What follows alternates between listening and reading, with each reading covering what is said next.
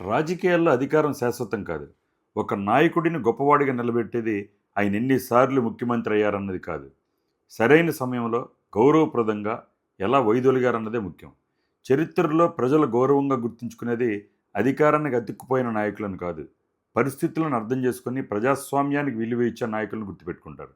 మమతా బెనర్జీ ఎన్నికల్లో ఓడిపోయినా రాజీనామా చేయకుండా కొనసాగాలని ప్రయత్నించడం వల్ల ఆమెపై ఫెవికాల్ సీఎం అనే అభిప్రాయం ఏర్పడింది. చివరికి గవర్నర్ జోక్యంతో ప్రభుత్వం రద్దు కావడం, ఆల్రెడీ ఓడిపోయిన ఆమె రాజకీయ గౌరవానికి పుండుపై కారం చల్లినట్టు అయింది.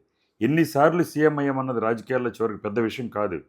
పరిస్థితి మారినప్పుడు దాన్ని అంగీకరించే ధైర్యమే నిజమైన నాయకత్వం. ఎందుకంటే వినయంతో వైదొలిగిన నాయకులు మళ్ళీ మరింత గౌరవంతో తిరిగి వచ్చే అవకాశం ఉంటుంది. కానీ ఓడిపోయినా కుర్చీని వదలకుండా నాటకాలు వేసేవాళ్ళు ఎన్నో ఏళ్లుగా సంపాదించుకున్న మంచి పేరును కూడా చెడగొట్టుకునే ప్రమాదం ఉంటుంది. ప్రజాస్వామ్యంలో ఒక నాయకుడి చివరి చాప్టరు ఆయన తొలి చాప్టర్తో సమానంగా గుర్తుంచుకోబడుతుంది.